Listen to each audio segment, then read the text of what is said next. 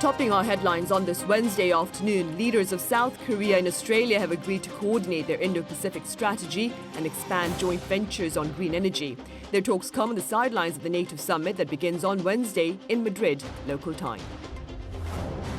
The Biden administration has shared a new set of sanctions against Russian individuals and institutions amid Kremlin's atrocities in Ukraine, including a recent missile assault on a crowded shopping mall. And the public here in South Korea believes inflation will continue to soar to reach 3.9% over the next 12 months. This is the highest since April 2012. Thank you for tuning in. This is the Daily Report for Wednesday afternoon, June 29th, here in capital Seoul. President Yoon Suk-yeol sat down with his Australian counterpart Anthony Albanese on Tuesday in Madrid on the sidelines of the NATO summit. And later on in the same day, Yoon attended a gala dinner where he briefly exchanged greetings with Japanese Prime Minister Fumio Kishida. Our Presidential Office correspondent Yoon Jung-min reports. South Korea and Australia will bolster coordination on democracy, green energy, as well as cooperation against North Korea's nuclear programs. This was agreed between the two recently elected leaders, South Korean President Yoon Suk-yeol and Australian Prime Minister Anthony Albanese, on Tuesday during a sideline one-on-one ahead of the NATO summit. Starting his first official diplomatic engagement in Spain, the South Korean leader spoke of his hopes for close cooperation with his Asia-Pacific partner. 알바니지 총리님 총선에서 좋은 결과를 거두신 것 축하드리고 취임 축하드립니다. 양국 모두 새 정부가 출범한 만큼 앞으로 양국 관계를 더욱 발전시키기 위해 긴밀히 협력해 나가기를 희망합니다. Seoul's top office says the two countries will closely work together on democracy, human rights, and market economy. Citing the Russian invasion of Ukraine, the Australian Prime Minister reportedly raised concerns over the impact of authoritarianism. To tackle climate change, South Korea declared hopes for further business cooperation on green hydrogen, an area where Australia excels, and the two leaders discussed cooperation on high-tech materials and the rare mineral supply chain. On security, Australia reaffirmed its willingness to cooperate for the denuclearization of North Korea and the Korean Peninsula peace policy, while vowing to continue strict implementation of economic sanctions on the regime. Seoul also asked support from Australia for South Korea's bid to host the 2030 World Expo in Busan, and the two leaders have agreed to strengthen cooperation with the ASEAN down the road. And at a gala hosted by the King of Spain, Felipe VI, Japan's Prime Minister Fumio Kishida said hello to President Yoon, who was attending the event with the First Lady, and congratulated him on his inauguration and local election results in South Korea. In response, President Yoon reportedly expressed his wish for positive election results in the upcoming House of Councilors election in Japan, after which he said he hoped for talks with Tokyo to resolve pending issues. Meanwhile, President Yoon's scheduled meeting with NATO Secretary General has been put off due to lengthy talks with Turkey over Finland and Sweden's NATO membership request. Yoon Jung-min, Arirang News. And in related news, the Turkish government has done away with its objection to applications by Finland and Sweden for NATO membership, paving the path for the two countries to join the Western military alliance. The three countries signed a memorandum of understanding late Tuesday in Madrid. Now, following that ceremony, NATO's Secretary General claimed the alliance can always find common ground to bridge differences among its members. Pundits say the latest event is a tangible blow to Russia's efforts to stem NATO's expansion. And in yet another forceful response to Kremlin's ongoing atrocities in Ukraine, the Biden administration has disclosed a fresh set of sanctions against Russian institutions and individuals. Our Kim Hyo-sun reports. Washington has unveiled fresh sanctions against Russia, targeting those they say support Moscow's military and defense industrial base. In the latest sanctions announced Tuesday, the U.S. accused Russian military units of abusing human rights in Ukraine and implemented a ban on new imports of Russian gold. The U.S. Treasury Department said in a statement that it blacklisted 29 Russian individuals as well as 70 entities, including state corporation Rostec, a massive state-owned enterprise established to consolidate the country's technological, aerospace, and military industrial expertise. In a separate statement, Secretary of State Antony Blinken announced that the State Department was imposing sanctions on 45 entities and 29 individuals. He added steps were being taken to put in place visa restrictions on over 500 Russian military officers. The move comes on the heels of sanctions announced by G7 leaders, which included a gold import ban. In a joint communique, the G7 also agreed to seek a ban on the transportation of Russian oil that has been sold above a certain price. This is part of the group's plan to examine a new package of actions aimed at increasing pressure on Moscow. The leaders also vowed to continue to provide financial, humanitarian, military, and diplomatic support to Ukraine for as long as necessary. Kim Hee-san, Arirang News. Back in Spain, South Korea's First Lady Kim Keon-hee was at the Korean Cultural Center in Madrid on Tuesday and thanked the staff there for promoting Korean culture in the European country. Do take a listen. Here in Spain, cake culture and cake cooking are flourishing. I think this is possible thanks to all the efforts of the staff here. I believe this place deserves more encouragement in the future. She was also at a fashion exhibition featuring the Korean traditional attire hanbok and met with Spanish students interested in learning the Korean language. The Korean Cultural Center opened in Madrid over 10 years ago. Back on the local front, South Koreans believe inflation will average almost 4% over the next 12 months. Our Shin Se-byuk has more on the central bank's findings. Consumers in South Korea are feeling the pinch from surging prices. And amid prices increases, expectations over the country's future inflation rate, as predicted by the public, hit its highest level in a decade. Data published by the Bank of Korea shows that consumers believe inflation will average 3.9% over the next 12 months. This is up 0.6 percentage points compared to the month before, with figures rising for a fifth month in a row.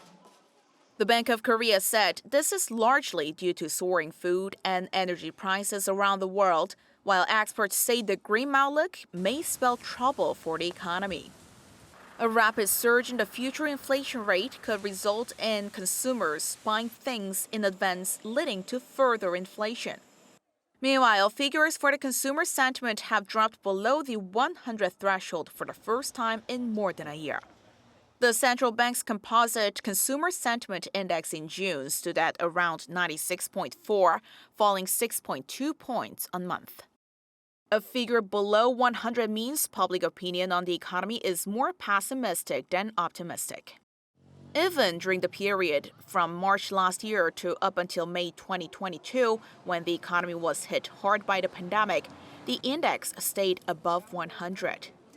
Pundits say the South Korean economy may take another blow if the central bank opts to take a big step next month with another rate hike, which could lead to a reduction in household consumption. Shin Se-byuk, Arirang News. After intense discussions over next year's minimum wage, South Korea's labor unions and the business community have now both submitted revised proposals. Labor unions have lowered their earlier request of about $8.40 an hour to $8, but still nearly 13% higher than the current wage floor of around $7. Business owners, after initially arguing that the rate should be frozen, have now suggested a 1.1% hike. Negotiations continue at the Minimum Wage Commission. If the two sides fail to reach an agreement, public interest representatives will put their own proposal up for a vote.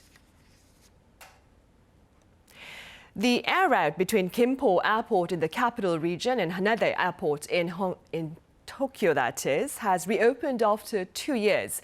The route will be restricted to around 8 round-trips flights starting on this Wednesday, that is, but the number will gradually increase in July after taking into account demand and relevant preparations.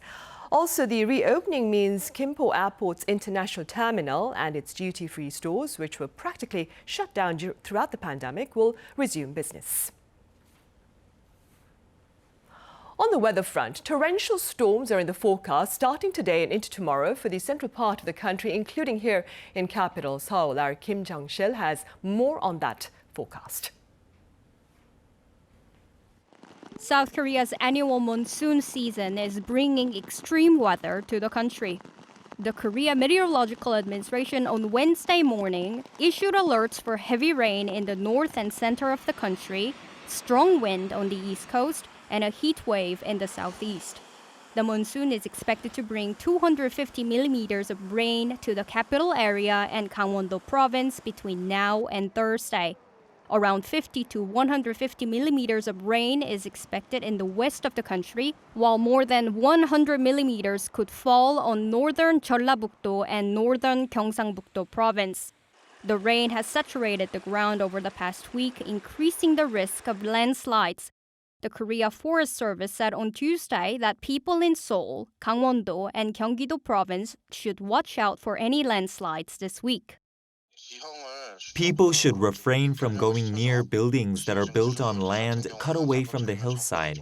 And if you are living in one of those buildings, it's important to make sure your landslide prevention structures are intact and not damaged. In other areas of the country, people are experiencing heat waves or strong wind.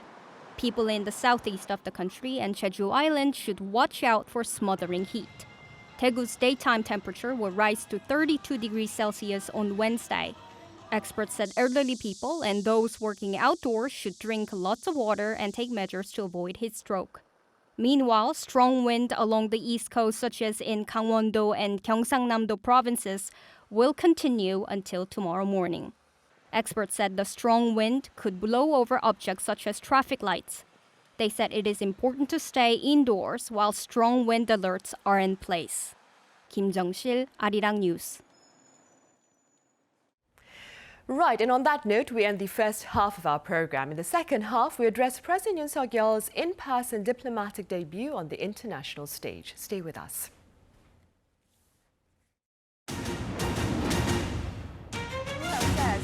Share South Korea's experience in tackling COVID-19 and introduce a Korean New Year. A Korean survivor of Japan's wartime slavery met with extraordinary climate crisis and pledged to work with the EU to tackle the challenge. The objective of its North Korea policy is protesters gathering across the country to peacefully demand an end to hate and violence.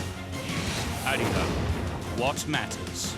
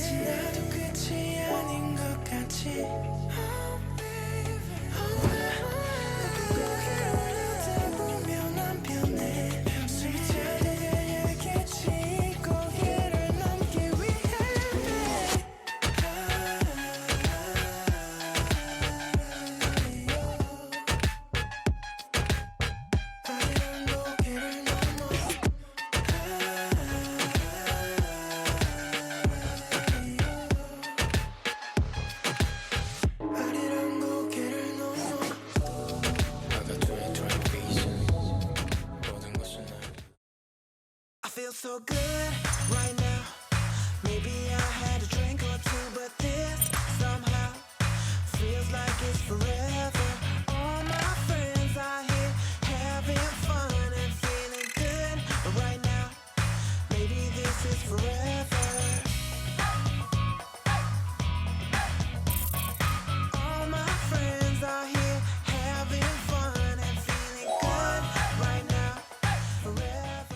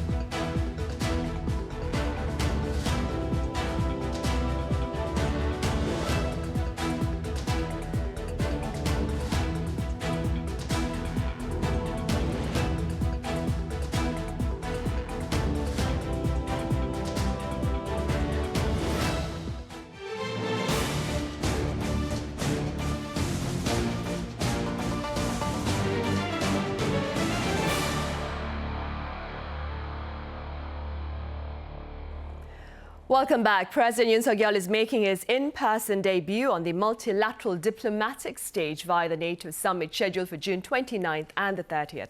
For more on this event, I have Dr. Woo Jung-yup from the Sejong Institute. Dr. Woo, it's been a while. Welcome back. Thanks for having me.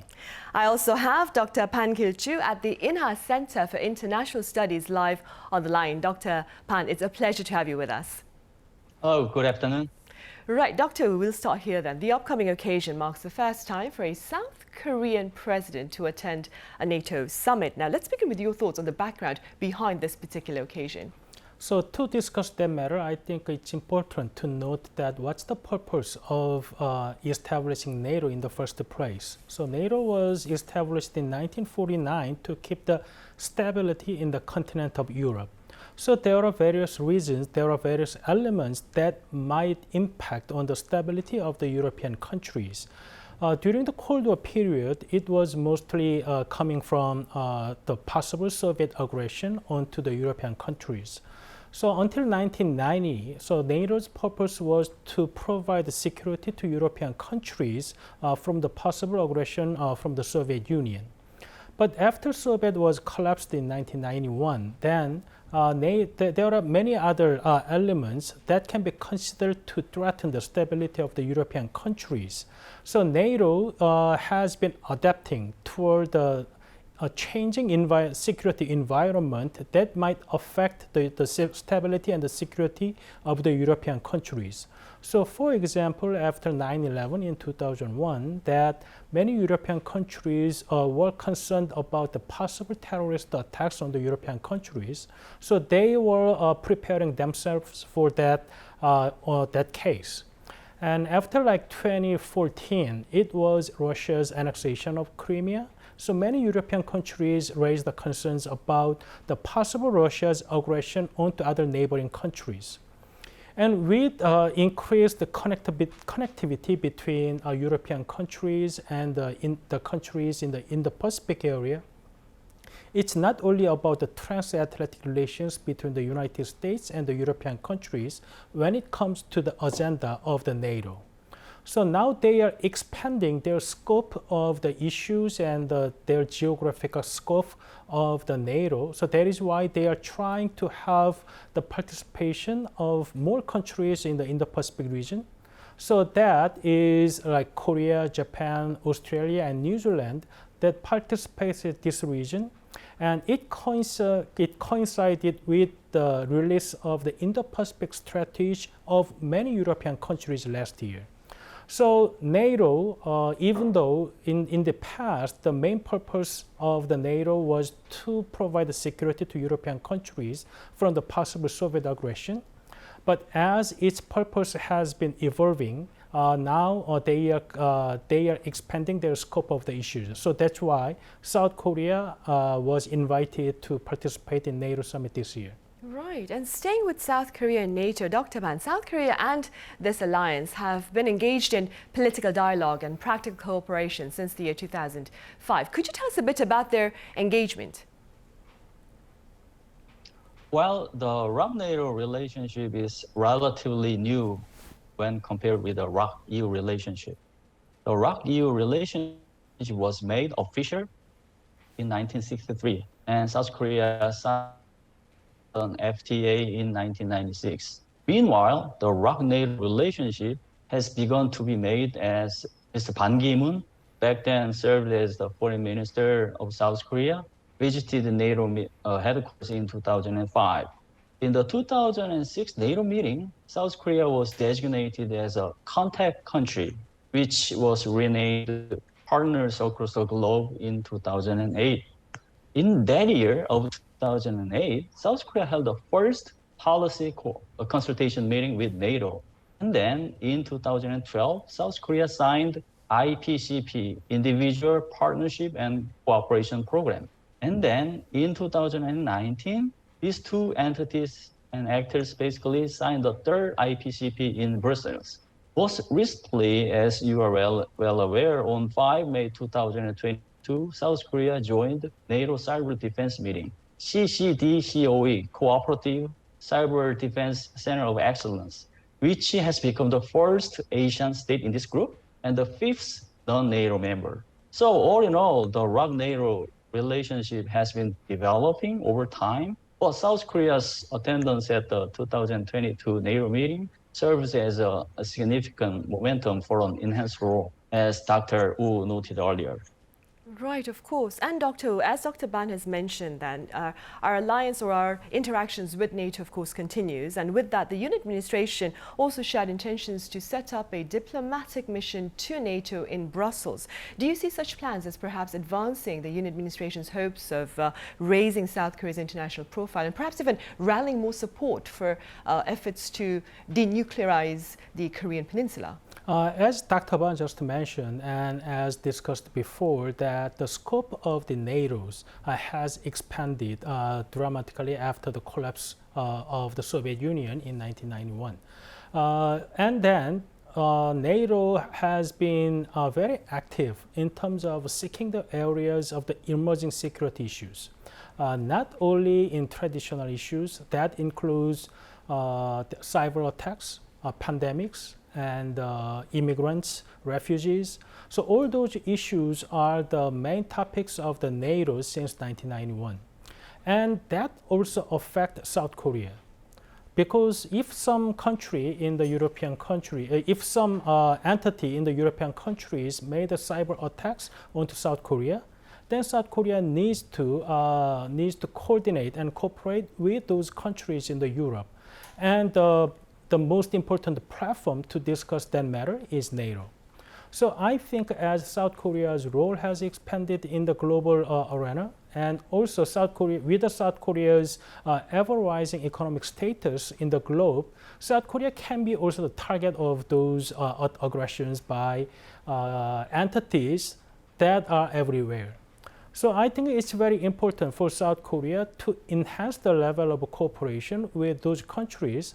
And since NATO has been the leading entity in terms of coping with the emerging security issues, I think it's a very wise decision for YOON administration to go ahead with the increased level of cooperation with the NATO.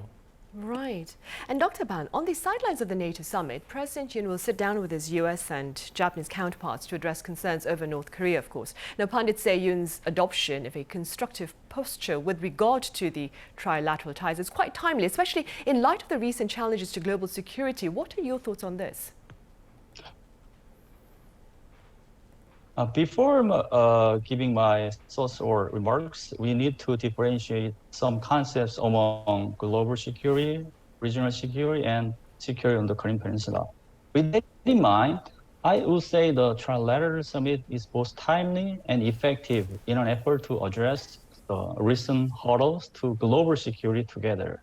When it comes to international or global security, these three countries have many things in common.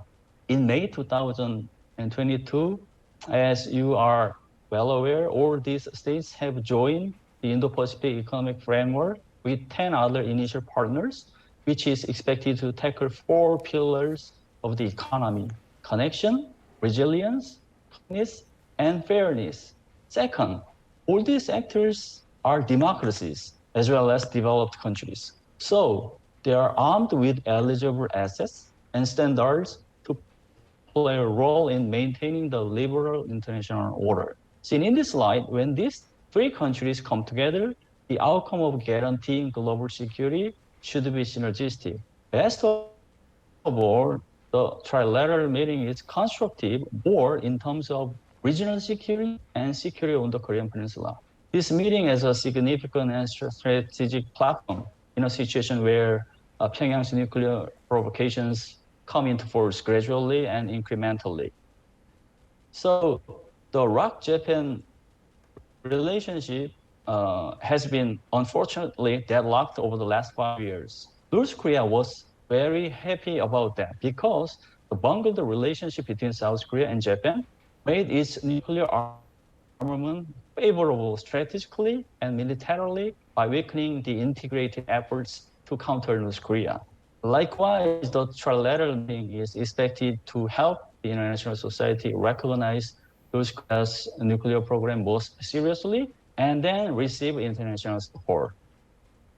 Right. Now, as Dr. Ban has mentioned, despite hopes for separate talks, it appears unlikely that President Yoon and his Japanese counterpart Fumio Kishida will meet separately on the sidelines of the NATO summit. That being said, what are your prospects with regard to Seoul's ties with Tokyo? Both Prime Minister Kishida and the President Yoon met very briefly at the dinner hosted by the King of Spain last night. And I believe that there are a bunch of reasons that why it was so difficult to have separate bilateral meeting between President Yoon and the Prime Minister Kishida this time. But the most obvious reason that made it difficult for two leaders to have separate official bilateral meeting was the election of the House of Councilors election on July 10th. So it's not only in South Korea that has some negative view on Japanese, but the Japanese public also has some negative views on to South Korea. So I think politicians, they have to think of their domestic political views, and there are bilateral historic issues that has not been resolved yet. So unless two countries agree to move on and possibly find a way to resolve those historic issues, especially the frozen assets of Japanese companies for the compensation for the forced labors during the Japanese colonization period of South Korea in early 20th century, it will be either take time for two leaders to successfully produce some tangible result between two countries. But as we have observed during the Shangri-La dialogue earlier this month, that the defense ministers of Korea, Japan, and the United States gathered together to enhance their cooperation to defend the countries and to keep the stability in the region from the possible North Korea's nuclear program. So I think these kinds of cooperation among countries, especially between Korea and Japan, will continue, even if it might take some time to have bilateral summit between two countries. Right. And against that backdrop, Dr. Ban, North Korea has accused the US of seeking to set up an Asian-style NATO. Now, the accusation follows, of course, recent trilateral military exercises involving the US, South Korea, and Japan. Do you suppose Pyongyang is seeking to use these drills perhaps as a pretext for a nuclear test in the near future? And if so, Dr. Ban, how should the international community respond? I think we need to differentiate between a pretext and a precondition when it comes to the possibility of a seventh nuclear test. Obviously, several pretexts are being made indeed, but I'm not sure whether preconditions are met now. As for a pretext, Pyongyang's grumbling or harsh remarks are obviously seen as pretexts to justify its own nuclear provocations, like the upcoming seventh nuclear test. This morning, Korea Central News Agency criticized NATO as the U.S. hegemonic platform and South Korea as a bullet holder. Meanwhile, preconditions are a little bit different from pretexts. I believe that North Korea is currently preparing for meeting the conditions to carry out the seventh nuclear test, although the nuclear test is fully ready in terms of facilities and infrastructure. Preconditions, well, classified into two factors. First is allies, and second is enemies. When it comes to the variable of its allies, North Korea should meet the precondition to persuade our ally partners like Russia and China to be in her position. This precondition is important to make them veto the UN Security Council resolution of additional sanctions if Pyongyang conducts a nuclear test. As for the factor of its enemies, North Korea is most likely to find a condition, which is the timing that North Korea is less punished if it executes the nuclear test. As of right now, South Korea, the United States, and the international society have been stepping up their efforts to punish North Korea by deploying strategic assets and increasing strategic communication. Right, I see. Beyond the peninsula, in this respect, the international society. No, go ahead, Dr. Ban. I assumed that you were done. Please go ahead. Okay, in this respect, the international society needs to prevent the preconditions from fully growing. In the event that the nuclear test happens, despite these efforts, the international society should impose the toughest additional sanctions on North Korea and simultaneously has to come up with a plan to remedy this by pressing China for more serious and responsible roles. Which, of course, would be a very daunting task. Beyond the peninsula, beyond the peninsula, Dr. Oh, talks with Poland regarding the possible export of weapons are also scheduled on the sidelines of the NATO summit. Now, observers claim that such talks come as South Korea considers the provision of indirect military support to Ukraine. What are your thoughts on such efforts by the YOON administration? Yes, you can make that kinds of argument on every occasion when many countries who are trying to support and maintain the rules-based international order against the illegal and unjustifiable aggression of several countries. So I think that it's up to Polish government decision whether they are going to provide or lend their weapon systems to the military of the Ukraine. And Polish government has provided and landed its weapon systems to Ukraine. So that's why there are such accusations of indirect military support by South Koreans to the Ukraine. But it is two separate things, that whether South Korean government is exporting its weapon systems. South Korea has been exporting its weapon systems so many countries. South Korea is ranked one of like fifth or fourth countries in the world to export its weapon systems to other countries. So I think it's not a rare case that South Korea tried to export its weapon system to other countries. And Poland is one of the countries that are trying to get the advanced weapon system developed by South Korean companies.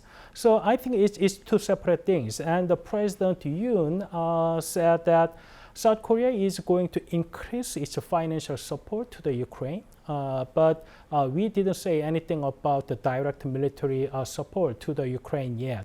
So I think that there might be some accusations, but it's a two different things, whether South Korea is exporting its weapon systems to the Ukraine and whether a Polish government is providing its weapon systems to Ukraine. So I don't think we need to concern that much whether some countries are going to accuse South Korea of indirectly providing weapon systems to Ukraine. Right. Doctor, some say the YOON administration's plan perhaps to boost its international standing should also include support, or greater support that is, to the developing world. What are your thoughts on this? Because of the increased connectivity among countries, South Korea cannot just stay on the peninsula or stay on the Indo-Pacific region. So to seek more actively of the national interest of South Korea, South Korean government needs to enhance its level of cooperation with many other countries, not only in the Indo-Pacific region, but also other parts of the continent. So I think YOON administration's participation of NATO summit this time shows that the way the YOON administration is trying to seeking the national interest is different from the previous administration. That in that South Korea's national interest can be found and should be found in more global arena than the Korean peninsula. So during the summit between President Yoon and President Biden, more than half of the joint statement was devoted to the area of cooperation beyond the peninsula. So that means that South Korea can increase its national interest by actively participating in the global businesses. So it's not just South Korea provide its financial assistance to the developing countries, but by doing that, South Korea can enhance its status, its interest both in security and economy. So I think South Korea's more role in the global arena can be found in the near future because of these tensions between between the countries of democracies and also those possible aggressors. So I think it's very important for South Korea to find its role in these platforms like NATO and many other multilateral formats. Right, and hopefully that will be the case this time around then. All right, Doctor, as always, thank you very much for your thoughts today. And Dr. Ban, thank you very much for your time and your insights. Thanks for having me.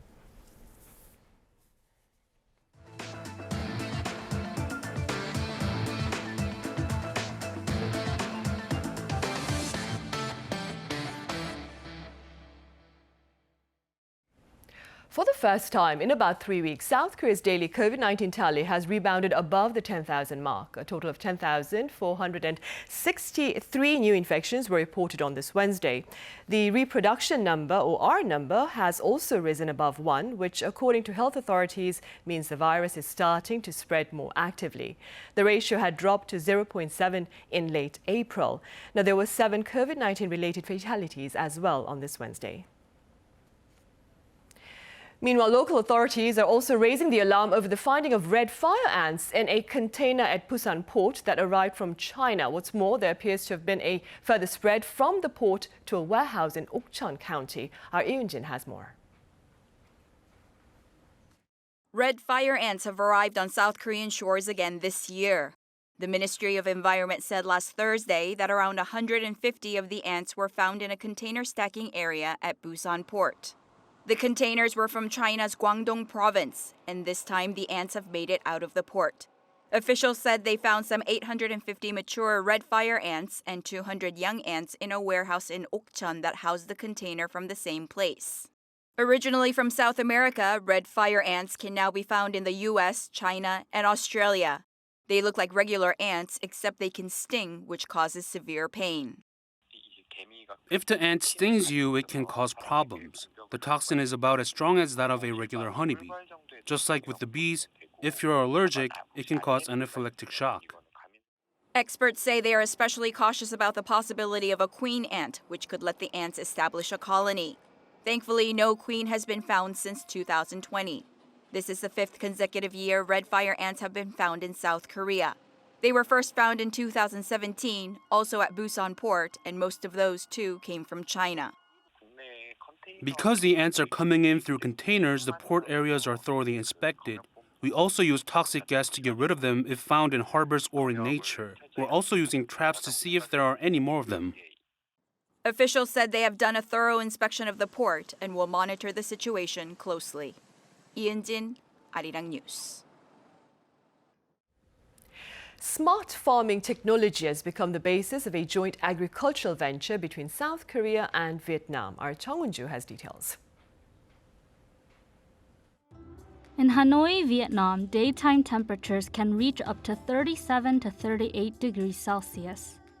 On top of that, it often rains and the climate is hot and humid. But to grow a certain type of crop, some smart farms in Vietnam have started off from the reverse idea of lowering the temperature rather than raising it. 14 cooling Korean-made greenhouses have been built to grow kosul, a type of strawberry from South Korea that's popular in Vietnam. To lower the temperature near the roots, the plants are sprayed with cold water made using air conditioning. The greenhouses are also equipped with a ventilation system and double shading screens that block sunlight. Most importantly, in order to lower temperatures, the height of the greenhouse is 5 meters high, twice the height of greenhouses in South Korea. The joint venture using Korean-made greenhouses is aimed at boosting agricultural exchanges between the two countries. Today is a very meaningful day. Today's event is significant for the development of agriculture in Vietnam and South Korea. Built with support from the Korea Agriculture Technology Promotion Agency, this greenhouse will be operated by a South Korean company for the next 5 years until it is acquired by Vietnam. We anticipate the Smart Farm demonstration greenhouse to serve as a base for Vietnam's exports and as a base for South Korean companies to enter the Southeast Asian market. Shipments of South Korean strawberries that are popular in Vietnam and produced in this greenhouse will be made in the summer when they are out of season and cannot be imported. Chung Won-ju, Arirang News. A rather intriguing social phenomenon is taking shape among South Koreans in their 20s and 30s, involving sports like golf and tennis here. They play the sport offline, mostly to take pictures for the online. Lee tells us why. Ever heard of playing sports just to take pictures? That's what's happening now among Generation MZs in Korea.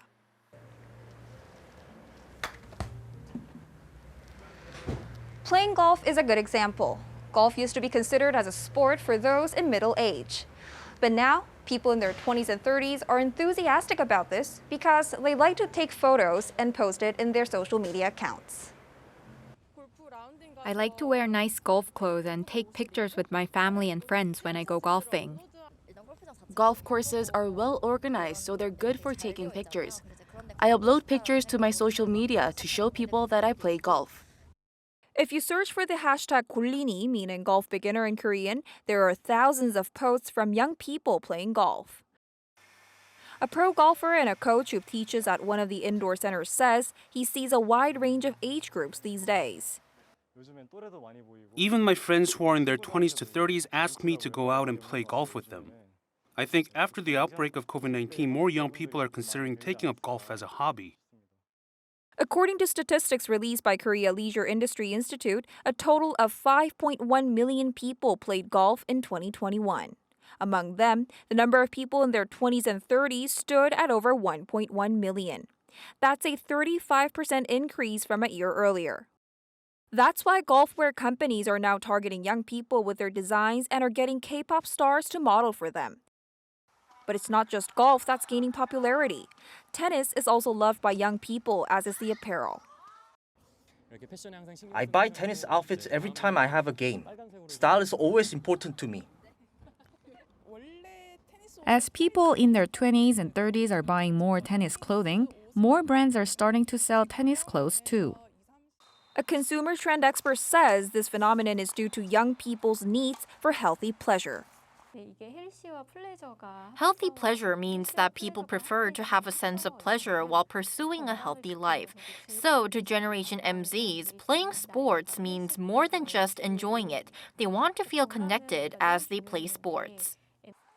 She added that as social media is a tool for young people to connect with others, sports with fancy apparel and equipment like golf and tennis allow them to stay active online and offline. Lee-hyun, Arirang News.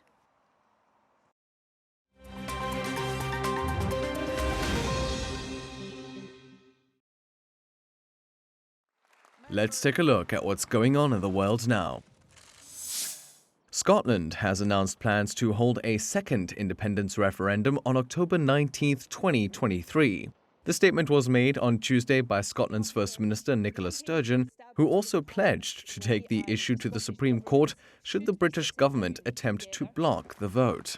Sturgeon has asked for formal consent of the secession vote from UK Prime Minister Boris Johnson in a written letter, but plans to press ahead regardless of the response. In the previous 2014 referendum, 55% of Scottish voters decided against independence, but this was followed by the Brexit vote less than 2 years later, which the majority of Scots rejected. The UK government has said it will examine the First Minister's latest proposals, but added that, quote, now is not the time for a referendum. Bulgaria is expelling 70 Russian diplomats, calling them a threat to national security. The decision was announced by Bulgaria's outgoing Prime Minister on Tuesday over concerns of espionage amid increased tensions over Russia's invasion of Ukraine. The expulsion is the largest such move by the Balkan country following the expulsion of 10 representatives in March. Less than half of Russia's diplomatic staff in Bulgaria will remain, and Moscow's representation in the country will be limited to just 48 people. The expelled Russian diplomats have been ordered to leave the country by July 3rd. At 101 years of age, the oldest Nazi criminal to ever stand trial in a German court was found guilty on Tuesday of aiding and abetting the murders of around 3,500 people. Named Josef S. during proceedings, in accordance with German privacy laws, the former SS guard was handed a 5-year prison sentence for being complicit in the shooting of Soviet prisoners of war and the gassing of other prisoners to death. The former guard worked at Sachsenhausen concentration camp for 3 years during the Second World War, overseeing a facility that saw tens of thousands die from medical experiments, forced labor, murder, and starvation. Tesla CEO Elon Musk has reached another milestone, surpassing 100 million followers on Twitter. According to data analysis company Social Blade, Musk reached the 9-digit follower count on June 27th after jumping up by an additional 150,000 followers. This comes as Musk is attempting to buy the social media platform for $44 billion. Musk is the 6th most followed person on Twitter, behind former US President Barack Obama, singers Justin Bieber, Katy Perry and Rihanna, and footballer Cristiano Ronaldo. Musk first created a Twitter account in June 2009 and made his first official post in June 2010, where he asked people to ignore tweets from fake pages of him. Matthew Ashley, Arirang News.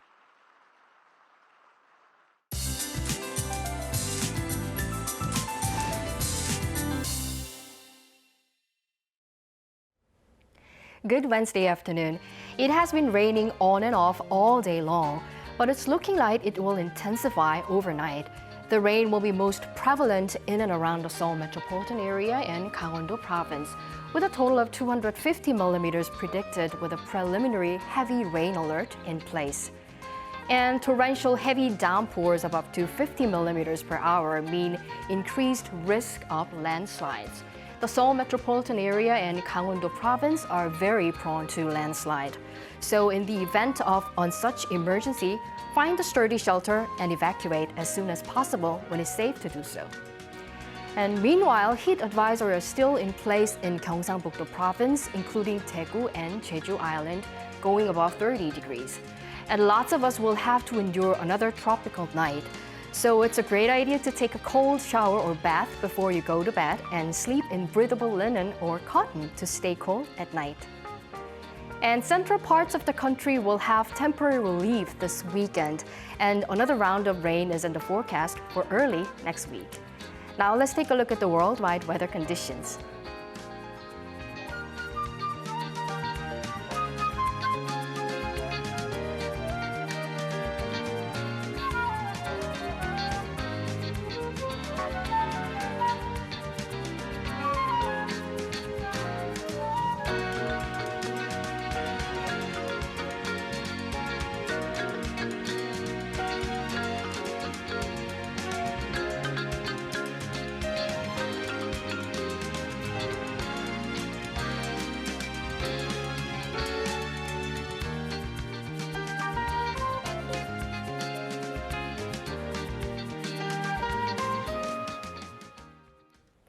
Those are the top stories at this hour. We'll be back with more headlines same time tomorrow. Join us then.